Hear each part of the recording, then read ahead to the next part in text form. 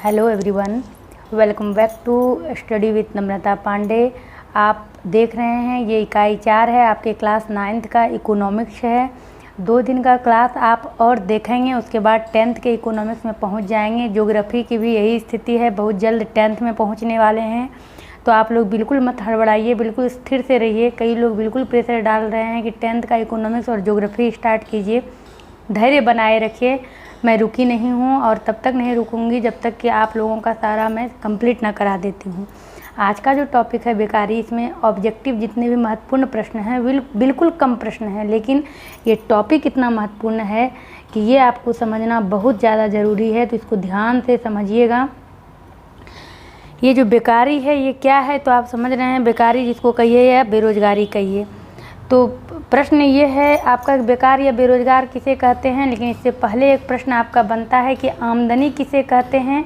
तो किसी व्यक्ति द्वारा जो अर्जित साध्य है, जो भी साध्य अर्जित करते हैं, किया जाता है किसी व्यक्ति के द्वारा, उसको ही हम लोग आमदनी कहते हैं।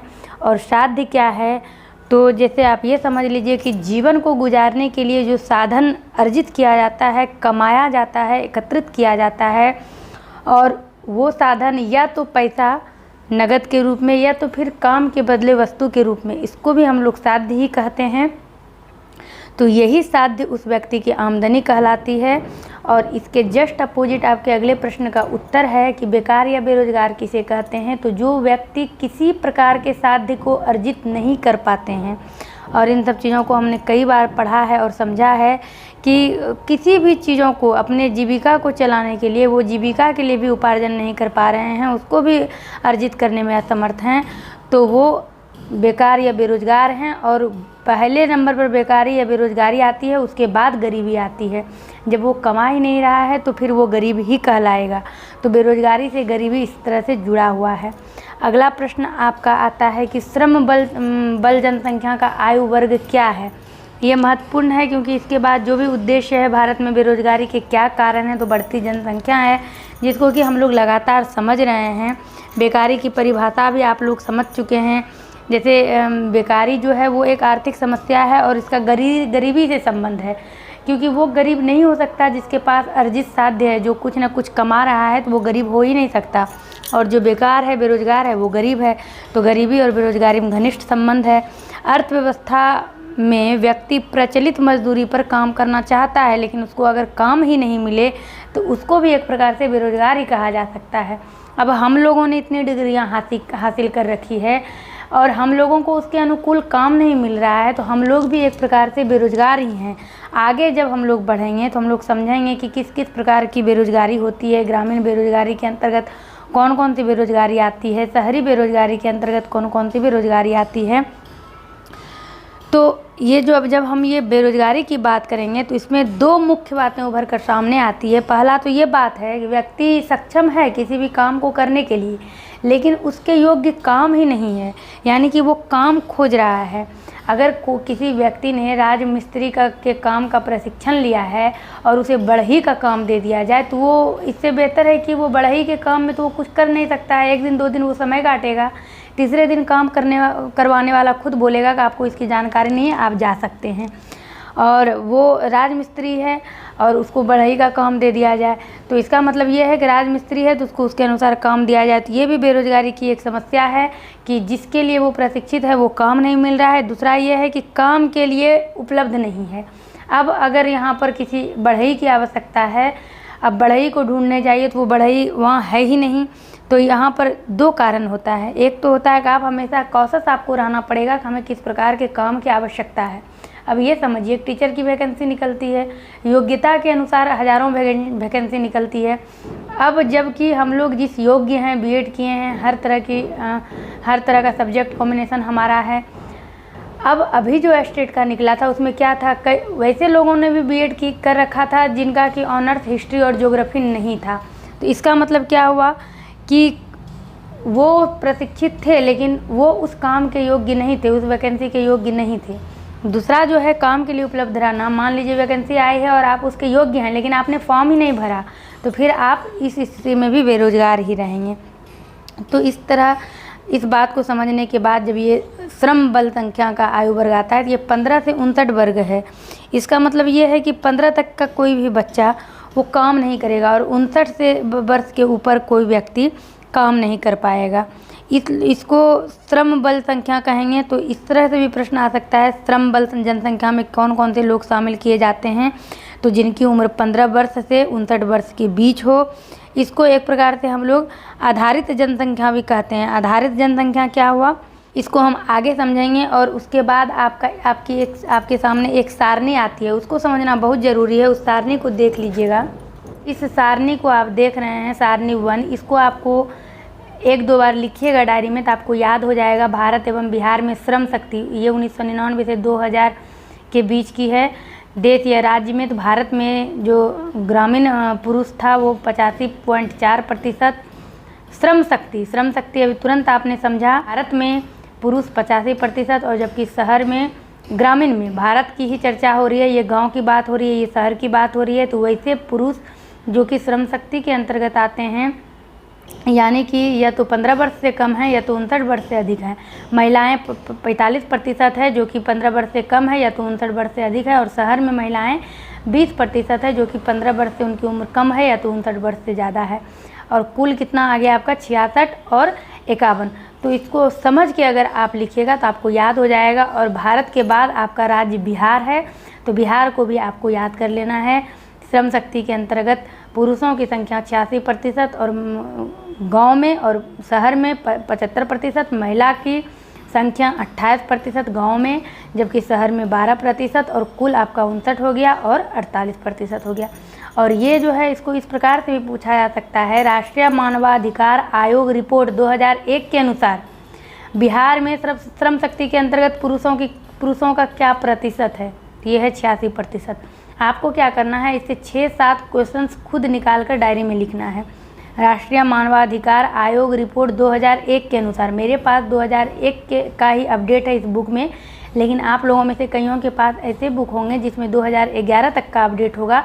तो आप उसके अनुसार लिखिएगा कि राष्ट्रीय मानवाधिकार आयोग रिपोर्ट 2011 के अनुसार भारत में ग्रामीण श्रम शक्ति के अंतर्गत पुरुषों की संख्या या पुरुषों का प्रतिशत 85 हो गया, शहर में 78 हो गया। इस तरह से आप इसमें से 6-7 प्रश्न निकाल कर लिख लीजिएगा तो आपका पूरा कन्फ्यूजन क्लियर हो जाएगा और श्रम शक्ति क्या है उसको आपने समझ लिया है। अब अगला प्रश्न है आपका, ग्रामीण बेरोजगारी के अंतर्गत कौन कौन सी बेरोजगारी आती है। तो यहाँ पर आपका 3 है, ये आपको याद रखना होगा। आपके इस बुक में भी ऑब्जेक्टिव में दिया हुआ है, क्योंकि 2 तरह के बेरोजगारी इसमें दर्शाए गए हैं, ग्रामीण और शहरी। तो क्या पता आपको इस 3 में 3 दे दे, 1 शहरी दे दे और कंफ्यूज करने के लिए पूछे इसमें से कौन सा ग्रामीण बेरोजगारी के अंतर्गत नहीं आता है। इसलिए आपको ये दोनों याद रखना होगा। और ये जो ग्रामीण बेरोजगारी के अंतर्गत ये जो 3 बेरोजगारी है, मौसमी बेरोजगारी, छिपी हुई बेरोजगारी और प्रच्छन्न बेरोजगारी, तो ये दोनों सेम ही हुआ, छिपी और प्रच्छन्न। प्रच्छन्न का मतलब छिपना ही होता है। तो यहाँ पर थोड़ा सा आप रुकिएगा और समय अगर थोड़ा सा दीजिएगा तो आपको सब कुछ यहीं पर समझ में आ जाएगा, क्योंकि ये क्लास ज़्यादा बड़ा नहीं होने वाला है, बस 10 ही प्रश्न निकले हैं। मौसमी बेरोजगारी आपका क्या हो गया, जब मौसम में परिवर्तन होता है तो इसको मौसमी बेरोजगारी कहते हैं। जैसे खेती के मौसम में काम का मिलना और खेती का मौसम अगर नहीं है तो काम नहीं मिल रहा है तो इसको मौसमी बेरोजगारी कहते हैं। अब क्या है, मान लीजिए जब भारत में खेती होती है तो 4 चरणों में होती है। आपका रोपनी हुआ, रोपनी जब हो जाता है तो फिर कुछ दिन तक वहाँ पर लोगों को रुकना पड़ता है, उसके बाद फिर पटौनी होता है, उसके बाद निकौनी होता है, फिर कटनी होता है। तो लगातार नहीं होता है कि आज हमने रोप दिया, कल हमने उसको पटा दिया, परसों हमने उसको फिर से मतलब निकौनी करना उसको कर दिया और अगले चौथे दिन काट दिया, ऐसा नहीं होता है। रुक रुक कर उसमें समय देना पड़ता है। तो ये भी आपका एक प्रकार से चरण के बीच में जो समय गुजरता है, इसमें भी मजदूर जो है वो बेकार बैठ जाते हैं और उस बीच में वो चाहे तो किसी और काम को कर सकते हैं, लेकिन जो कृषि पर ही निर्भर है तो उनको बैठना ही पड़ता है। एक और भी उदाहरण आप इसमें ले सकते हैं, जैसे अभी मैंने थोड़ा देर पहले राजमिस्त्री बोला था, आप उनका ही ले लीजिए। अगर बारिश हो रही है लगातार, बारिश के मौसम में उनको भी बैठना ही पड़ेगा, क्योंकि बारिश के मौसम में कभी कहीं कोई मकान नहीं बनाएगा। तो ये सब मौसमी बेरोजगारी है। और छिपी हुई बेरोजगारी जो होती है उसको ये कहते हैं कि जैसे कि कुछ जगह होता है कि खेत किसी और का रहता है, कर कोई और लोग रहे हैं। अब उस खेत में काम करने के लिए 5 लोगों की आवश्यकता है, लेकिन 3 लोग एक्स्ट्रा हैं। ज़बरदस्ती उन लोगों के पैर वैर को पकड़कर या उन लोगों से सलाह मशवरा करके कि नहीं मुझे भी लेकर चलिए, हम आपको साइड से मदद करेंगे, तो काम देने वाला समझ जाता है कि ये जो है गरजू है, इसे काम चाहिए, तो बिल्कुल कम पैसे में उसको रख लिया जाता है। उसकी ज़रूरत नहीं होती है, जबकि 5 लोगों में भी वो खेती हो सकती है। लेकिन चूंकि उनको कहीं काम नहीं मिल रहा है, तो वो भी समझ रहे हैं कि जहाँ 100 रुपये का काम नहीं मिल रहा है तो 10 रुपये का भी मिल रहा है तो बहुत है, तो उसको ही छिपी बेरोज़गारी कहते हैं। वो एक प्रकार से बेरोज़गारी ही हुआ। समय कट रहा है, पैसे भी बिल्कुल कम मिल रहे हैं, काम भी ऐसी जगह पर कर रहे हैं जहां उनकी आवश्यकता नहीं है, और इसी के अंतर्गत ये प्रच्छन्न बेरोजगारी भी आपका आ गया। और ये था ग्रामीण बेरोजगारी। लेकिन अब हम आगे बढ़ेंगे शहरी बेरोजगारी के तहत। और शहरी बेरोजगारी में क्या है, पहला नंबर है आपका शिक्षित बेरोजगारी, दूसरा है औद्योगिक बेरोजगारी, और तीसरा है आपका तकनीकी बेरोजगारी।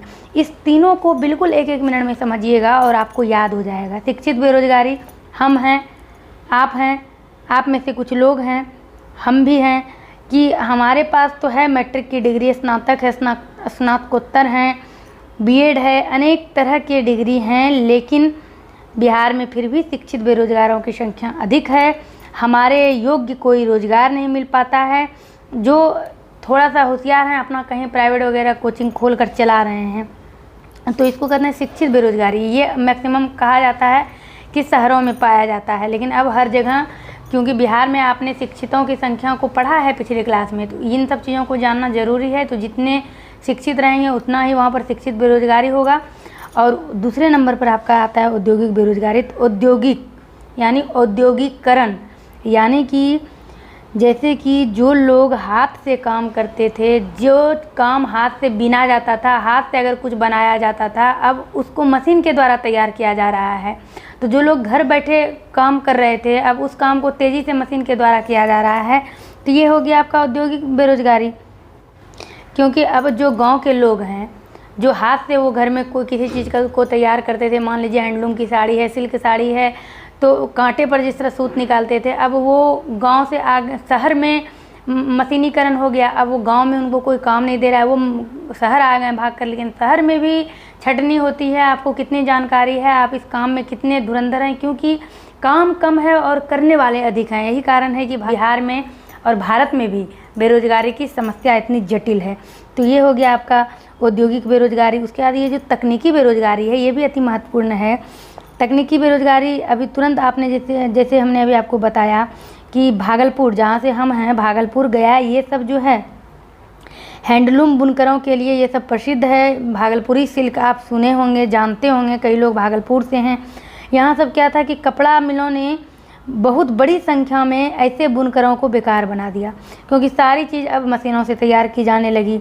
अब मशीनी उत्पादन क्रिया के कारण जो भी पहले से हैंडलूम का काम करते थे घर में, वो उनके बीच जो है तकनीकी बेरोजगारी फैल गई। यानी कि अब मशीन से जो काम हो रहा है, हाथ से जो काम करने में 2 दिन का समय लगता था, वो मशीन से 2 मिनट में हो रहा है।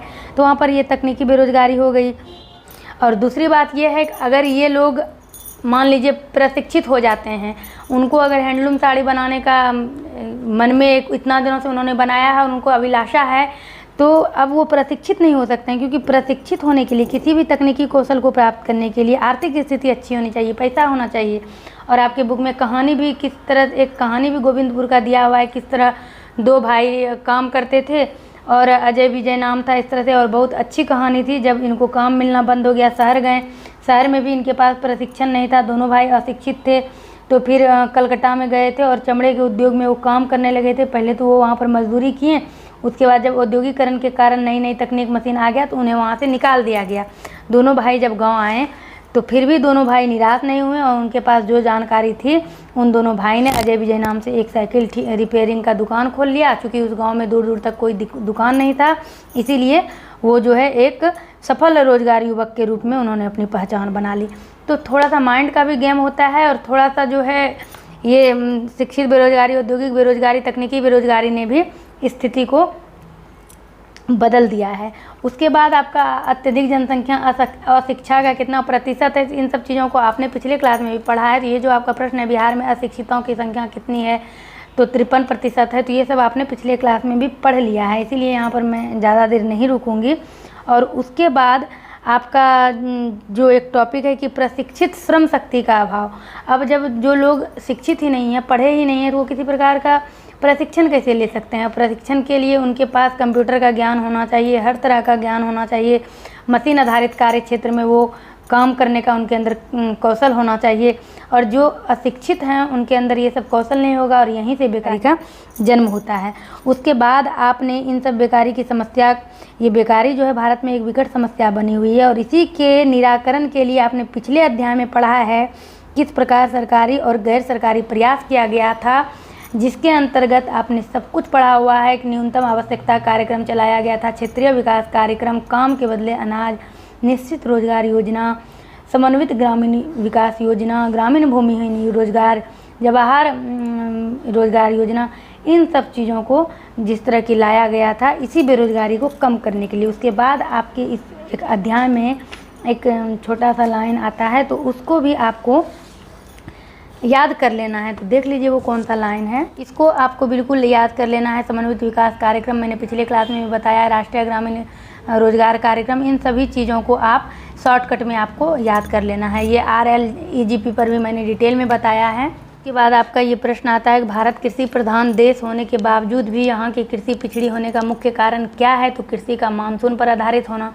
क्योंकि आप जानते हैं भारत में जो कृषि होती है वो मानसून पर आधारित होती है।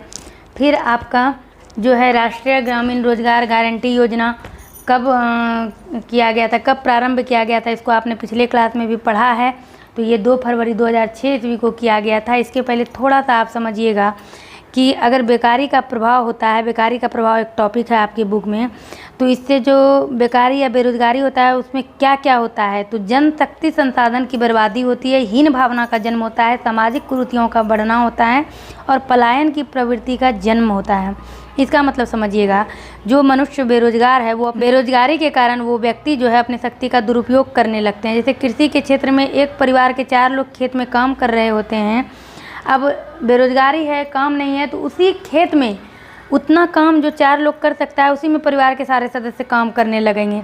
तो ये क्या है, ये है मानव शक्ति का दुरुपयोग। अगर उनके पास कोई और कौशल होती है तो वो किसी और क्षेत्र में काम करते हैं। दूसरा आपने जब देखा हीन भावना का जन्म, तो जो व्यक्ति बेरोजगार होते हैं तो वो व्यक्ति जो है रोजगार वाले व्यक्ति से अपनी तुलना करने लगते हैं कि वो कमाता है, वो कुछ करता है, और अपने अंदर हीन भावना महसूस करने लगते हैं। और जो मनोवैज्ञानिक स्तर जो है उनका जो सोच है वो नीचे गिरता चला जाता है, अपने आप को हीन समझने लगते हैं और अपने आप को समाज में एक बोझ के रूप में वो देखने लगते हैं, जिससे जो है और भी बेरोजगारी बढ़ने लगता है। और आखिरकार जो आपने ये देखा पलायन की प्रवृत्ति इसी के अंतर्गत आता है, कई लोग आत्महत्या भी करने लगते हैं। तीसरा जो आपने देखा था सामाजिक कुरीतियाँ, खबर कितने किसान ने आत्महत्या की, यही सब कारण है, इसी के अंतर्गत आता है। तीसरे पॉइंट पर आपने सामाजिक कुरीतियाँ देखी थी, तो वो जैसे हुआ बेरोजगार जो है वो चोरी करने लगेगा, डकैती करने लगेगा, छीना झपटी, ठगी, नहीं कुछ तो दहेज लेने लगेगा। ये सभी जो है, ये सभी प्रथा, इन सभी प्रथाओं का जन्म बेरोजगारों के बीच ही होता है, जो कि जिसका प्रभाव समाज पर बहुत गलत पड़ रहा है। और पलायन की प्रवृत्ति जो आपने देखा वो क्या है, तो जब लोगों को काम नहीं मिलने लगता है, बेरोजगार होने लगता है, तो वो अपने पैतृक स्थान को छोड़कर कहीं दूसरे राज्य में, दूसरे देश में जाने लगते हैं काम करने के लिए, कि यहाँ पर लोग मुझे क्या कहेगा अगर मैं ये छोटा काम करूँगा। तो इसीलिए जो है, जबकि पलायन वाली जो स्थिति है वो रोज़गार की गारंटी नहीं लेती है। ज़रूरी नहीं है कि वो जिस क्षेत्र में काम करने जा रहा है उसे वहाँ काम मिल ही जाएगा। तो ये सभी हैं आपके सामाजिक प्रभाव। कुछ हैं आपके आर्थिक प्रभाव। आर्थिक प्रभाव के अंतर्गत प्रति व्यक्ति आय की कमी, निम्न जीवन स्तर, आर्थिक मंदी का खतरा, कर्ज बोझ में बढ़ोतरी, संसाधन का उचित उपयोग न होना। तो इन सब चीज़ों को समझना बिल्कुल आसान है, और इस बुक में जो आपका ऑब्जेक्टिव है उसको समझिएगा। इसको आपने समझा, और ये प्रश्न जो है आपका NAREGA, इसका मतलब आप समझते हैं, ये जो यहाँ पर आपका दिया हुआ है NA national rural employment guarantee योजना, ये है आपका राष्ट्रीय ग्रामीण योजना। इसके तहत भारत के कितने राज्यों, जिलों और ग्राम पंचायत में लागू किया गया था? ये जो राष्ट्रीय ग्रामीण रोजगार गारंटी योजना है, भारत के कितने राज्यों, जिलों और ग्राम पंचायत में लागू किया गया था? तो भारत के 27 राज्य के 2000 जिले कि 80,000 ग्राम पंचायत में लागू किया गया था। और ये जो 2000 ज़िले में बिहार के कुल 38 ज़िलों में से 23 ज़िला इसमें शामिल था। इसको आपको याद रखना है, बिहार का 23 ज़िला ये राष्ट्रीय ग्रामीण रोजगार गारंटी योजना के अंतर्गत शामिल था।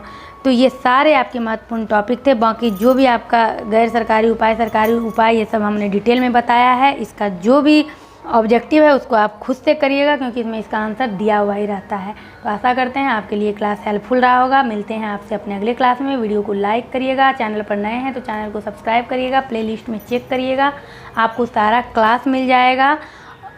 और बने रहिए इस चैनल के साथ। मिलते हैं आपसे अपने अगली क्लास में।